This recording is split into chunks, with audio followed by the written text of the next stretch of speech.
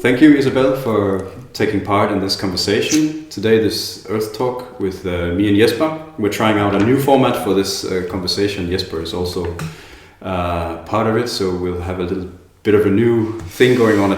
Maybe we can call it a trialogue with three people. Yeah. That's a good one.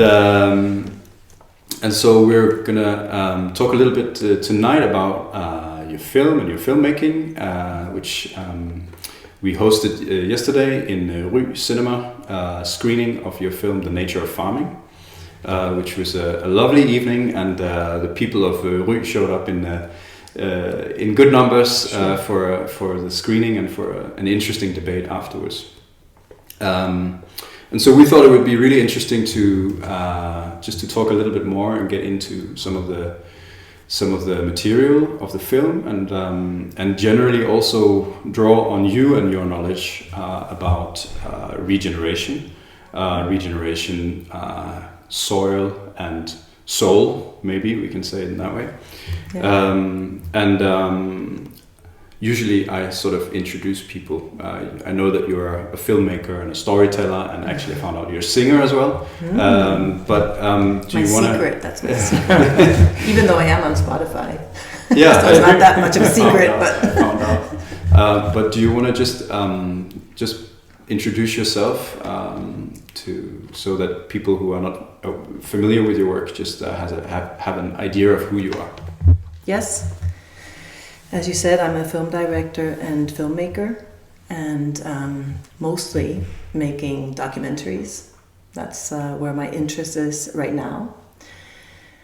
And especially within nature and agriculture and climate and biodiversity crisis, and that whole area is the area that I'm interested in documenting somehow. But I think really, my higher purpose is probably really just to work on my own awareness as a human being and communicate that to other human beings. Because I think that we are at a moment in history where we really need to elevate our awareness and our frequency and our vibration in the world. And I feel a very big responsibility in that process. And of course it starts with myself. And then I try to communicate what I have learned to others. And of course I can do that in film, which is where I'm concentrating all my energy right now. And it could be fiction too. I've done it before, smaller projects, and but also through music and poetry, and now thinking about writing a book also on regenerative farming as a spin-off from the film. Yeah. So, but really, it's that whole thing, and then also I'm just very occupied with nature and the human being as part of that, as a biological species. That's kind of, and our role in the more than human community. Right. Okay, and how did... Was that surprising? Yeah. Well, so I just want to know a bit more about how did, because as far as I'm aware, you don't come out of a farming family. No. I mean, how did you come to this film, or the film come to you? What was your interest? How did it develop? Is it to do with agriculture or the food system, or both, or what? How did it evolve? I've always had an interest in food. Who doesn't have an interest in food? Well, what I mean by that is that I have always had an opinion about food. It could be from a health wise angle or perspective, but mostly from an animal rights perspective, actually. And I've been a vegetarian since I was 18. And when I delved into the whole industrial dairy industry, I had to become a vegan So that has been a very big motivation for me, and that has always held me to an interest in food and where our food comes from. And then there's a whole health perspective and ecology, and as I told you, I told you the story yesterday in the cinema about how this film, The Nature of Farming, was born. Of course, it was probably born the moment I was born, somehow, because it's been a long journey. But very concretely, in 2011, when we were living in Madrid, my husband is from Argentina, and our kids were born in Madrid, and I've lived there for 20 years. And I walked into a supermarket in Madrid, and that's where my crisis peaked, and my food crisis. And I came out empty-handed from the supermarket because I simply couldn't buy and cook food with poison for my children and my husband and me anymore.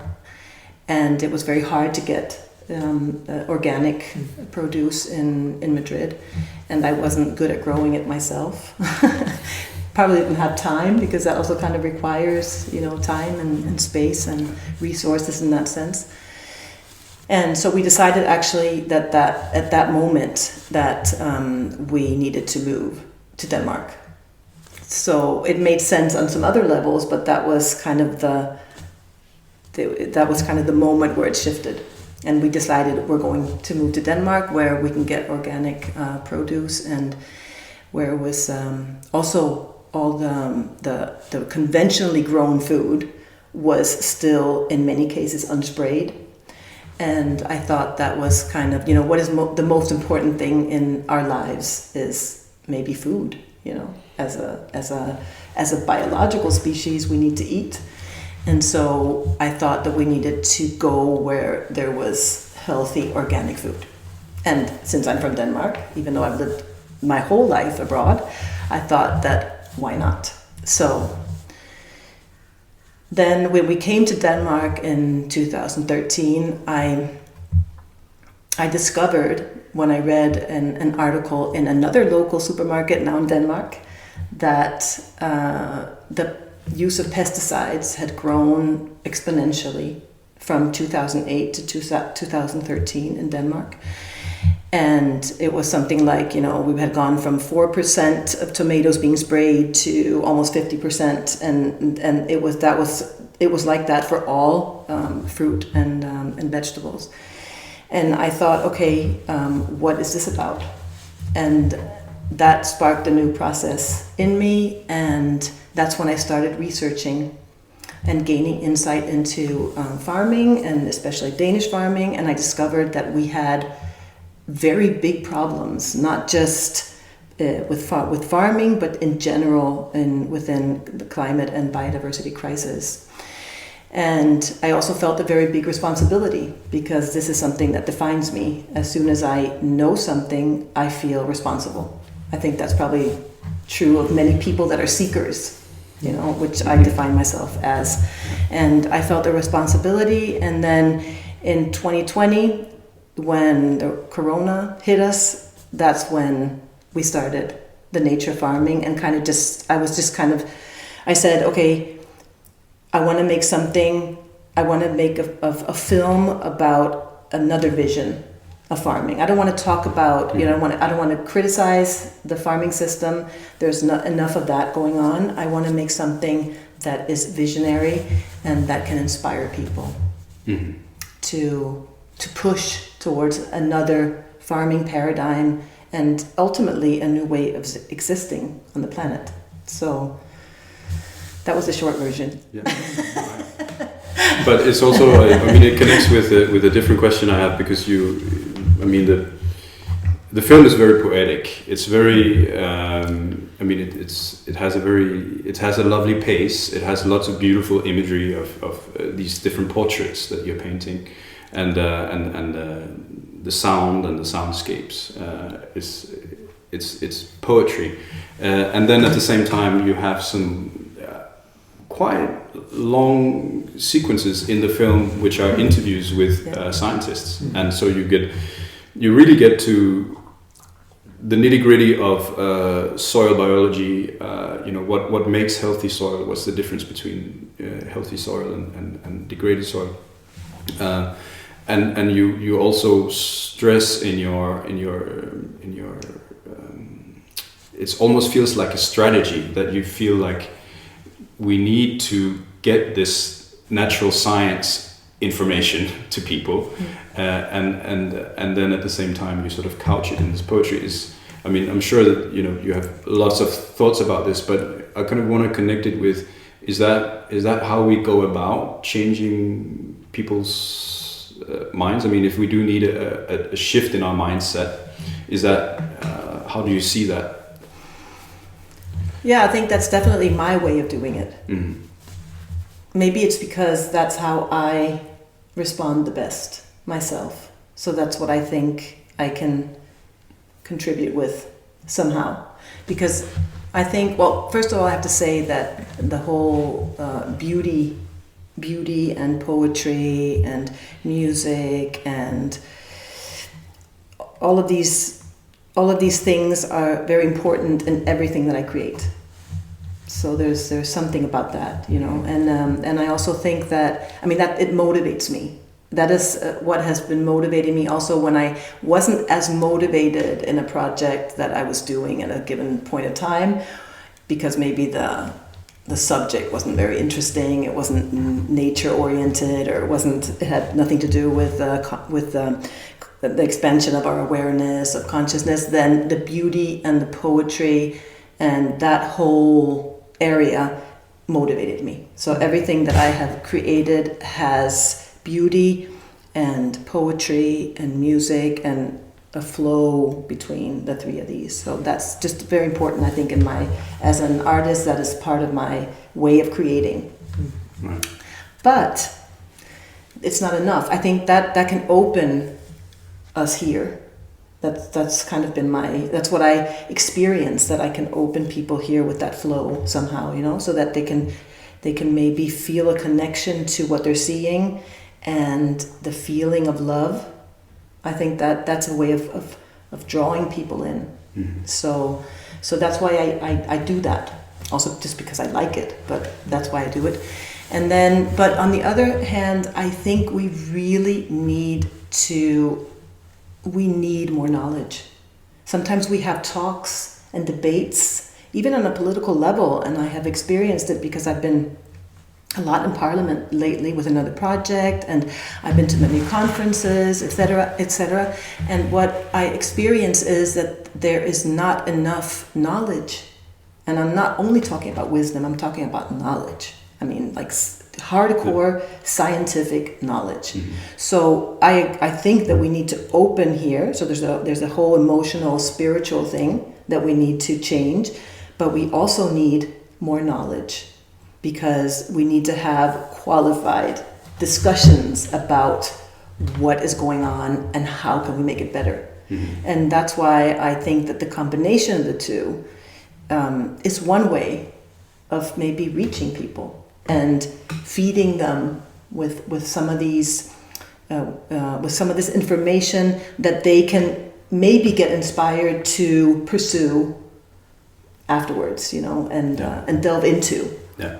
And that's kind of also what I've experienced when I've gotten feedback from people that have seen the film, that people get inspired in many levels, and also have like these aha moments, like, oh, is that the way? And things that are like specific things, people react on different things. Mm. So there's a lot of entrances in the film in that way. And if you're not interested in the knowledge, or you just, during the hour and 50 minutes that the film lasts, which is, it's quite long, there's a lot to say, but you can also just kind of lean back and relax and let the imagery and the music heal you. Mm-hmm. Because, as you say, it has like a pace. Yeah. Mm-hmm. It's. I think it has something. There's something that it has a special pace. Yeah. You're right. So there was one thing that came out, I think, in the Q&A afterwards, after the film yesterday, which was, I was very, very happy, you know, that there were so many people with so many different views. Mm-hmm. But it also meant that, you know, there's a lot of different aspects of the question: how do we change the agricultural system and our hearts and minds? And, you know, what is needed is change. That's clear. But if we talk about the agricultural system, it also very quickly gets complex, because there is something that has to do with a cultural change, consumption patterns that need to change. There's an economic system that is propping up the way the monoculture agriculture with subsidies. There's a political aspect. The politicians need to also have the guts, really, to make some fundamental political changes. And the knowledge. Yeah. So I was just interested in just hearing, like, your view on what is the largest obstacle. What is it that if we sometimes we need to embrace the complexity, but sometimes if it in our minds gets to, but we need to change our culture and we need to change our politics, and it grows, it becomes difficult to handle. But what is, in your view, the largest, or maybe there are more than one, obstacle to changing the agriculture system? I think it is our own will. So it's waking up to the fact that we have a choice, and that we created the system, and we can create another system. My experience is that people feel blocked in their programming of the world being in a certain way. And I think that we have to kind of take it back and decide, this is what we want to do. Of course, that requires a series of things. I mean, it requires that you find out what you want. And that, I think, is the interesting process. I think if our focus is on what we want and how we want to show up in the world and what we should be as a species, human beings, then I think our focus, that would change the whole. I mean, I think change could come fairly quickly if we all asked ourselves that question. What do we really want? I mean, even like as an exercise, saying, okay, so what is the most crazy thing I can imagine happening in the world? How would I love to see the world? Even if you think it's crazy and it's not realistic and we'll never get there, and there's a system and there are forces that are working against that, etc., interests, you know, big economic interests as well.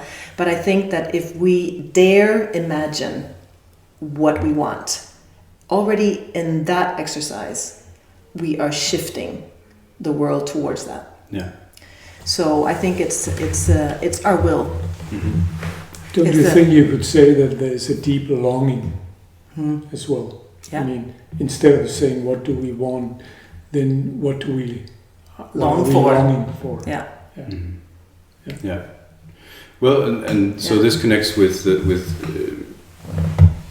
perhaps my last question. I have more questions, but then, you know, I want to ask you a direct question, then we can open up the conversation. But because you mentioned to me earlier that you're working on your next film, and what you're very interested in at the moment is related to this question: what do we want, and also who are we as human beings on this earth, our planet home right now? What kind of species are we?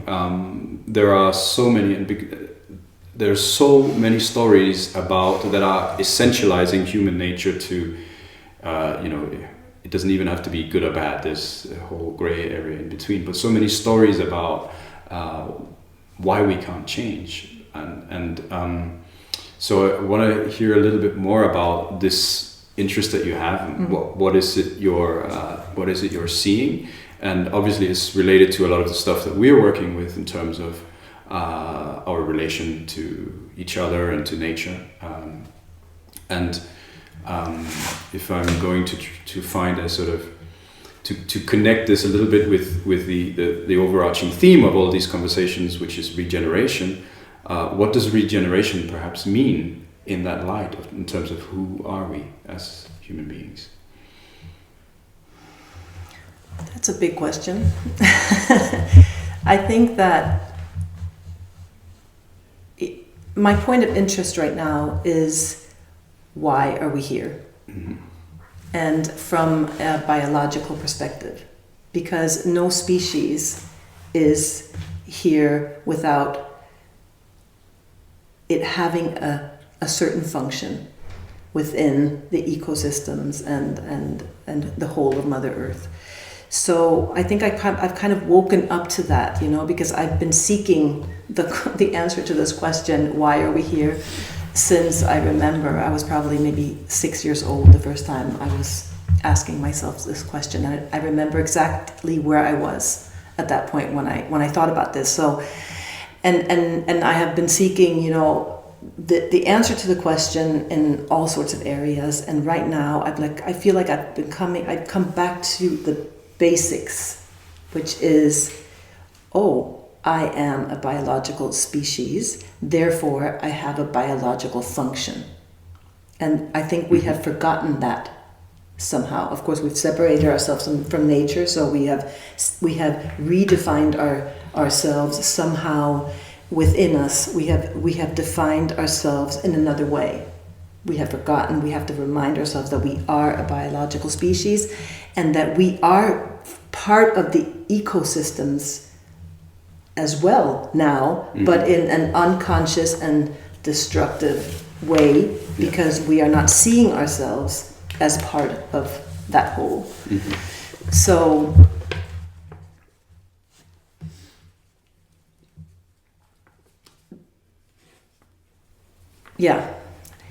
the nature of farming has actually been a stepping stone for that, for me, for my realizing this in a very, I feel like a very profound way. And this is what I want to explore for my next film. Because as I said yesterday when I presented the film, I really do not believe that we're here to destroy.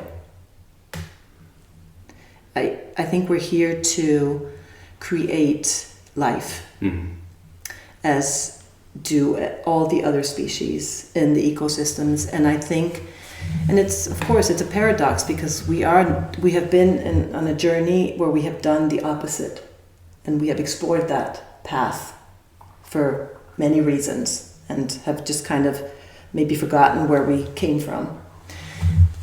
But I think that we need to redefine our identity and our role, and that is what I want to explore. So what happened was, 3 years ago, I read an article about how scientists now have and are exploring further and have found out that vast areas in the Amazon have been co-created with humans. Yeah. And I know you guys also are very into that, and the whole discussion about whether the human being is a keynote, what you call a keynote species, so a very important species in the whole natural evolution thing. Yeah. And when I read that article, it shifted something in me. It was like probably because I'm critical. I like to be critical with the system and things that need to be changed. But when it comes down to, my basic motivation is always the vision. So it's like the pie. It's like going out to the edge and saying, "What's out here?" So that kind of, I got so curious about that and found so much hope and hope in the fact that we have done something completely different in another time and space and dimension, and we can do that again. So again, it's our will. We can decide to do that, and that sparked that curiosity and interest, and that is what I want to explore in my new film. So parting from the fact that we are a biological species and exploring what our role has been, and can we use that to redefine our role now, and decide we can be co-creators of nature. We should not be separated. We need to integrate, even if it gets dirty, because of course we need to do a lot of experimenting. We have to try to understand natural intelligence, which is not which is a complex thing, and that whole finding our place within that complexity. Where do we add? Where do we have to back a little bit off? What is our role in this particular ecosystem, which is also connected to all of these ecosystems? Of course, it's very complex, and we like things to be simple. So we're all the time trying to avoid the real, the complex part of this. So that's what I really want to explore in my next film. And the name of the film, as a working title, is Seed Spreaders, because I really think that one of our main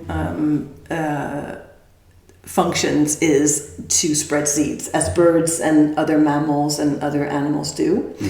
And we can just do it in a much more conscious way, and that's what makes us special. And also because there are so many species that are dying, they are not doing their job because they aren't there. So that really gives us a very big responsibility, and even greater responsibility right now, that we might have to fill in while we're trying to recreate some of these ecosystems that are disrupted. And so wow. Well, it strikes me that perhaps one could almost say that in terms of my question, because we're working with regeneration, what is that? What does it actually mean? But in this context, it almost means like regeneration is maybe it begins with actually looking at our own blindness and our own separation and our own. You could take this way back to the one of the oldest stories that is so deeply embedded in our culture of the fall from grace, and we were kicked out of Eden, and the whole story about human beings eating from the tree of knowledge, and then thereby getting self-reflection and separating ourselves from other animals.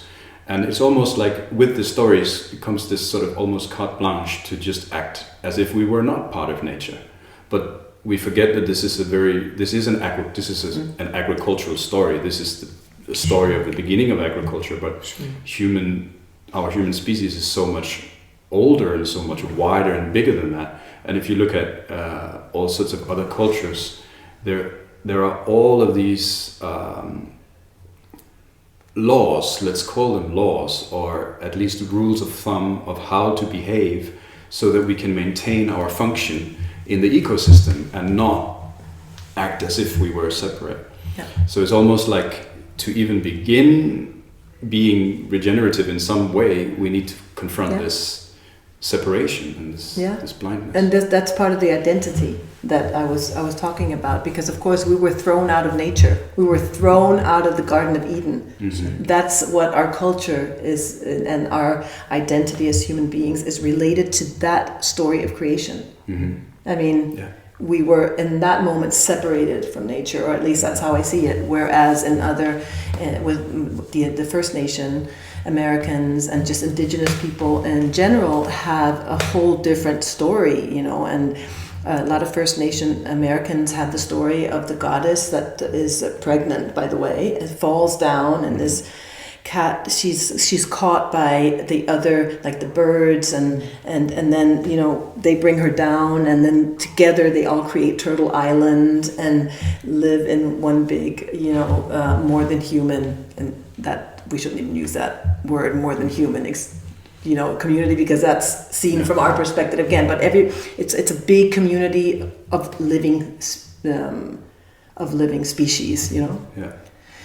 So of course with that in mind, of course we have a whole different stance on how to show up. And as you mentioned, because I've also, been researching a little bit about, the norms that you're talking about, the kind of, they're not even unwritten, but there's like these norms that, as you said, especially First Nation Americans have. I've been researching that a little bit, and the stories that they kind of tell, the elders tell to all the others, have to do with how to act in this community, of living beings, and we don't have any of that kinship. Yeah. Exactly, and how we are of togetherness, and how we and respect and love, within that. So we don't have that. I feel that we kind of need to write those stories somehow, and then is it just going to take us like 100,000 years then to integrate it? I don't know. Can we do a fast forward, or I don't know. I mean, it's. But these stories, they were repeated over and over again in form of rituals and ceremonies and so on, constantly trying to remind ourselves as our role in the bigger community of life. Yeah. And we don't have these constant ceremonies or rituals to remind us, because I think we need to be reminded. Yeah. Otherwise, I mean, in the everyday life, we tend to forget, maybe. And maybe also human beings have, like we have, we are complex because we have this awareness, and I think that we have we can choose, we can choose between different paths, and we have shadows, and we have things that we need to work on to be able to show up in a co-creating way, I think. So there's something that about reminding, as you say, reminding ourselves all the time, oops, this is not the step you're taking here is not in a good direction. Exactly. Remember. Yeah.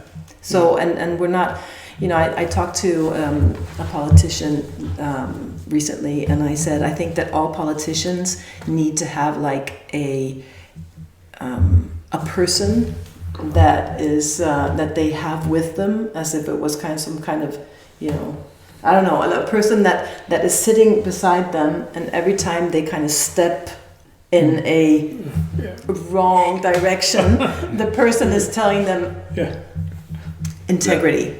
Remember what we stand for. Remember the ideal. Remember the integrity, because there's something about human beings. It's not just politicians. We have these other blind spots, or there's the ego and the balance between that and our higher selves and our soul, and we just are complex. But we need to remind ourselves that we can choose a life-affirming, co-creating role. But that is also our difference as a species. I mean, all of the species, they know. Yeah. I mean, new small birds don't go to school how to learn to build nests or whatever. No. But we, as the only species on Earth, we need to learn to live,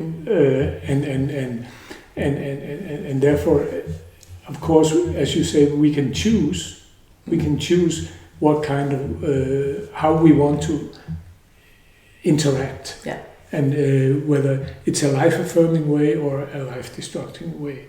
But we need constantly, I think, to reaffirm that position. Yeah, to ourselves, within our communities, and focus on that.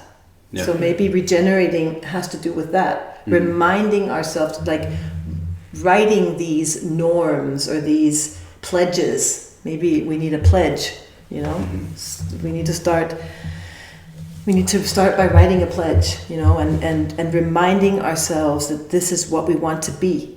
So that, first of all, we have to define what do we want to be, right? Okay, so more or less we agree on what we maybe, at least in a simplified level, we agree on what we want to be, but then we have to remind ourselves, okay, all the time, this is what we said we wanted to be. Remember. Yeah. We need a pledge, I think. Yeah. Yeah. Well, it's so I'd like to relate an experience I had this summer visiting the Chauvet caves in Ardèche. There are cave paintings in there from they're about 36,000 years old, and these are one of the first cave paintings. Then there are, from there on, you find cave paintings all over Southern Europe. But in those, 36,000 years ago, they went into these caves. We speculate about what they do there. I think that's interesting in itself, but it's sort of a different story. But what they painted were not humans. No. They painted the animals. The animals were actually bigger than them. The humans were a node in an ecosystem. And there were other actors, other players in that ecosystem who were larger, who were venerable, who were worthy of depicting and of worshipping in some way. There's altars in there. There's there are two small depictions of humans, and that's sort of the female a triangle here, and that's it. And then otherwise is all animals. So what that tells, I think that what that story tells is that at that point, human beings, which by the way were exactly like we were biophysically, they were not different. They didn't have a different brain. They didn't have a different. They were just as tall. They were the same. Yeah. Biophysically, mentally, of course, they lived in a different world. But then this separation that comes in later with the story with advent of agriculture and the story of the fall from Eden and so on. All of that had not happened yet, and then you jump forward to to cave paintings 18,000 years later, like in Lascaux, for example, or Altamira, and then you begin seeing the hunting, yeah. And human beings grow in it almost seems like we grow in self-importance a little bit, and we begin taking front stage in our story of creation and the universe. Yeah. And then from there on comes agriculture later down the line, and to this point where we are talking about regeneration being actually just facing our blindness and facing the fact that we think we are separate, when in the biophysical reality we are not. Everything we do is connected. Every action we make has a consequence somewhere. A biological consequence, yes. And so, I just find it interesting how, and you're welcome to just speculate on this, but if that's the arch of a very condensed version of how our sort of collective understanding of ourselves, let's just call it the collective conscience, if that's where we are now, it seems like what we're talking about is sort of very quickly coming to terms with biophysical reality, remembering a lot of the stories, remembering a lot of the, let's call them rules of thumb of how we are partaking in the community of life. And choosing that maybe and saying, this is who we are, this is where we come from. We need to continue to have a place here on right now. And I think in for me it was because I've visited other caves before, but then it came back to me this summer, and that was that person reminding me, oh yeah, you're actually everything you're talking about, regeneration and so on, right now is part of a much larger picture, a much larger story. Yeah, and then I think it's interesting how today's science is actually opening doors to reconnect us, because a term like keystone species, for example, is such a powerful metaphor. And I know that there is a debate, and we've been part of discussions around, can we use this, is this scientific to call human beings a keystone species? Well, if you look at mushrooms, for example, I mean, one of the things that really hit me was seeing oyster mushrooms growing in an oil spill, and seeing how does that change that location compared to a place where mushrooms aren't present. Well, as soon as you have mushrooms, you have all sorts of other life comes in. Birds come in, they shit and leave seeds and so on. And all of a sudden, this oil pile is changed very, very quickly because it's a keystone species. Well, right now we are very destructive, and our keystone capacity is destructive. But if you look across human cultures, we have the ability to be a positive force as well. And that's where I think science is really paving the way for opening up this discussion, so it doesn't become a matter of spiritual convictions or belief or faith or something. Exactly. That's good too. It's good to have faith and I think spiritual awareness is very, very important. But I think that the whole keynote species discussion, and the human being as a biological species is very, very powerful. And at least it makes me feel like I have very big responsibility, which is good, because we have, focused on progress and, technology and security and of course health and living longer and all of these things. And in the name of that, we have forgotten that other part and the responsibility that we have, even if we aren't acting as a keynote species or from that conviction. We are being a keynote species. We're destroying, we are the number one most destructive force. So we are being a keynote species, and as you say, the very negative, whether we want it or not. So we need to become aware of that power. I understand, because I've had this talk with some people, and I think some people are a little bit scared of, I think people are scared that in the beginning, with the talk of the keynote species, that it can, maybe amplify our arrogance and the idea that we are, super people, a super species, and maybe,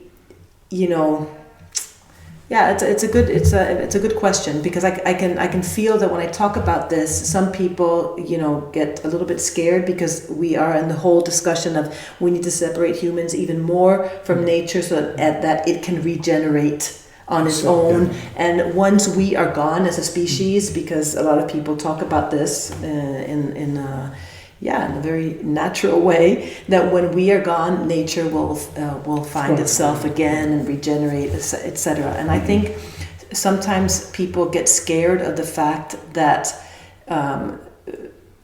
because it has maybe been our blindness and our arrogance and the fact that we have felt somehow separated but also elevated above nature, as if nature was our refrigerator and then we can just go in and take what we want when we want, and I think that's going to be an issue kind of in this talk, right? Don't you think? But also, we talk a lot about our purpose in life. What is the purpose of life on Earth and so on?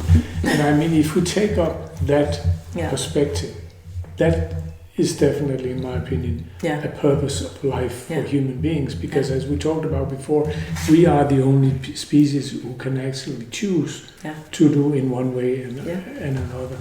And if we even take the story of evolution further back than what you mentioned, in 36,000 years, then we are in an unbroken chain of evolution going all the way back to the beginning of the universe. So where do we actually find reason for our separation? I mean, we are an unbroken chain of life unfolding on this beautiful, magical planet.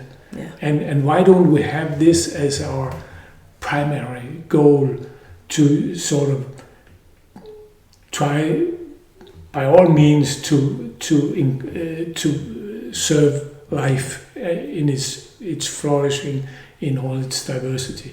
That is, I think, the highest purpose you could sort of sign up for. I agree 100%. That is actually right now, of course, that is evolving continuously, but it is my conclusion right now is that is my purpose. Our purpose is to create life. Sure. Period. Or to create conditions for life. Yes, or create, but ultimately create life. Yeah. Because we can. Yeah. If we want to. Yeah. But you're right. When did that separation? When did it actually come, and why? And maybe it has something. Some scientists say that it has something to do with the fact that we were seeking security. Not being eaten by a tiger or killed by a mammoth. That maybe that was kind of sparked.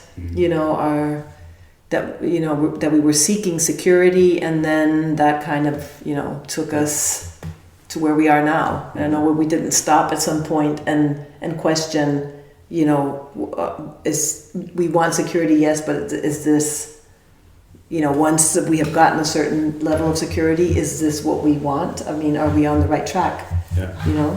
Because of course we, as a species, we want to also protect ourselves and our life.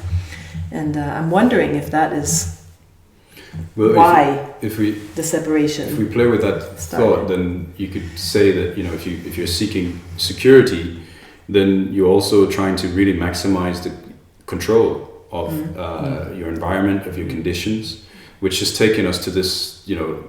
We're extremely fixated on control. Yes. If we and part of the reason why it's difficult to change is that we want to control the change. So that's not really how change happens. No. You don't necessarily have a 5-step plan and then you end up where you want to be. It's actually much more about letting go. It's definitely not linear. It's not linear. No. Nothing is linear. It's good to have a vision and to know which direction you're going, but so you don't lose track. But you also need to be prepared to get lost. Yeah. And I think one of the things, we've talked a little bit about this in the previous conversation, but how do we? I guess my question is centered around change. So there's something about crisis that is also an opening for change. If you look at different ways of thinking about change and crisis, there is in the anthropological literature, and you find this in a lot of cultures, you have rituals, ceremonies, where you basically mimic these changes, and there's always this phase right in the middle where you're in this liminal space, in this space where the old structures break down, you lose control. It's like a death, actually. It's like what was is then if not doesn't collapse, then it's destroyed by outside forces, and then from there something new can grow. I don't know how. I guess my question is edging towards because you also say that you see or you think that change can happen very quickly. What does it take if we want this to happen? Do we need to go? Because one thing is letting go of control, and another thing is actually actively entering something that's difficult.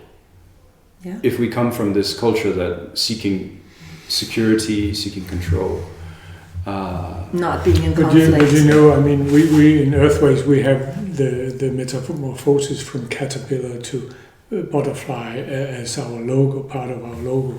And there's a saying, how do I become a butterfly? You must have to die as a caterpillar. You must want it so much that you're willing to give up being a caterpillar. And maybe go through pain. Yeah, exactly. And also in that process of transformation, all the cells and everything in the caterpillar is taken apart. But among the cells which are still there are something called imaginary cells who must carry the imagine or the vision of becoming a butterfly. So I mean, how do we carry these imaginary cells to become a keynote species in the positive way, or to create a different world and fly as a butterfly? Maybe because we need the vision. Yeah. It's actually what we need to sort of develop or focus on.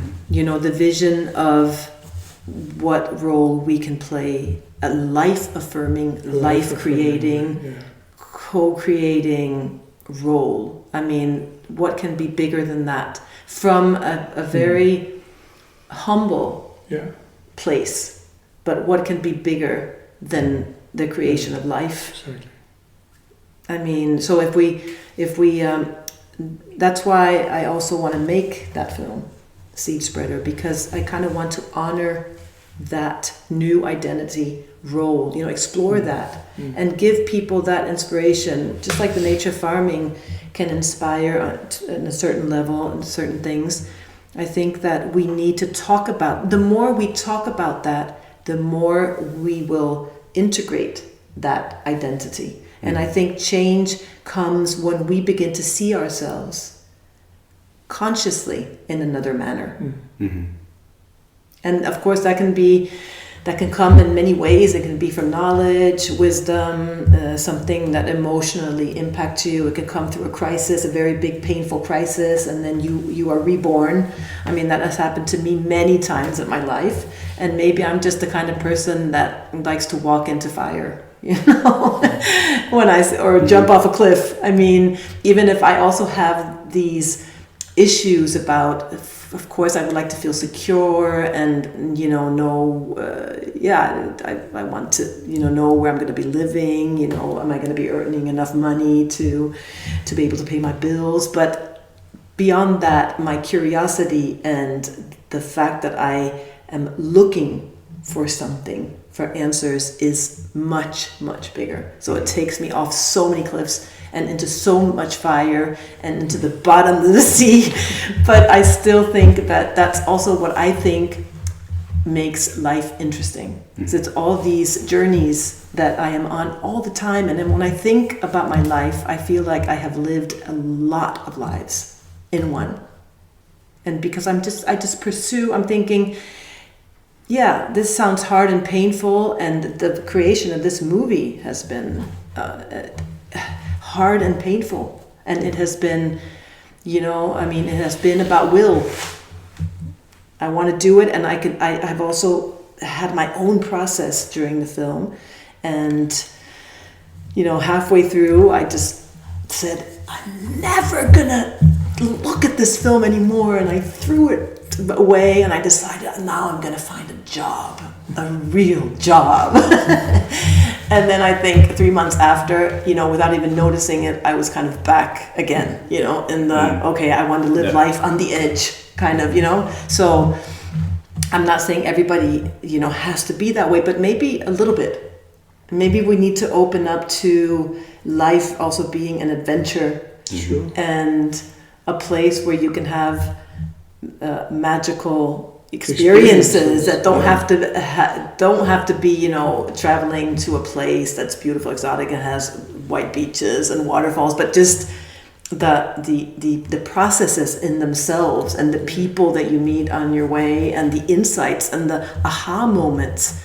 I mean, I think that's kind of in another level what life is about, at least for me. Yeah. So maybe that is also something that I think could be interesting that we talk more about. Yeah. You know? Yeah. And of course, this is all from a perspective of a civilization, or at least, and in our part of the world, where we are very, very privileged. of course. Mm. You have to. I have to make that little note, that this is from a privileged place, because even if I go through hardship, I mean, the hardships that I go through cannot be compared with other hardships, and other areas in the world that are really, that's very sad and terrible. But I think that's something to also work on. Yeah. Somehow that talk, what are you willing to risk, Yeah. in finding that new role. Yeah. But also, how do we actually manage to live in these times of crisis? Yeah. In time of climate crisis, biodiversity loss, the killing of species, and how do we find actually the courage and the joy to continue to live and not be left in despair or in complete sorrow. In complete sorrow, yeah. And I mean, to me, I think this is where I at least have to look at the magic in nature. Yeah. I mean, in all the small things, you don't need to, as you say, to go to a fantastic bounty beach to see it. You can see it just outside, or just by experience your own function of the body and the magic of breathing and so on.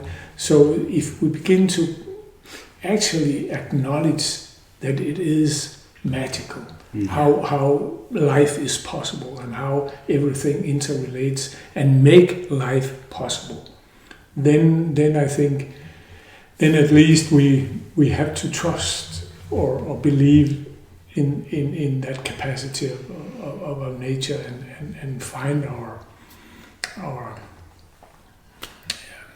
belief there, I think. And be curious about it. Yeah. Right? Sure. In general, and also, I think there's a process that we haven't talked about that today, but there's a process that we need to go through to get to the point where we can actually also integrate all of this. And I think there are some emotional processes that we need to go through. So there is I think this wheel that I'm going to mention now kind of goes on and on. We keep getting back to, so there's a moment of analysis. What is status quo? Status quo is that we're in the middle of a collapse, a biological collapse. Then there's the sorrow that comes with that. Oh my God, we're losing millions of species, and probably within the next maybe 20, 25 years, there will be no elephants and no whales. And then all the little species, of course, but somehow, we need to go through the process of sorrow, of what we're losing. And then we need to, take it upon us and say, we did this. We are participating in this. We primarily did this. And so there's the whole shame thing, not that we should stay in that. I know there's a lot of people that are also kind of, very allergic to the shaming, but it's like an auto reflection, and what is my part in this? The feeling of this is not right. This is feeling that shame, and then constructively deciding where do I want to go with all of this that I've just talked about, and then pursuing it, and then celebrating it, and within us, and then you start all over again. The analysis, what is status quo? What have we won? What have we lost? This is what we've lost. This makes me feel sad.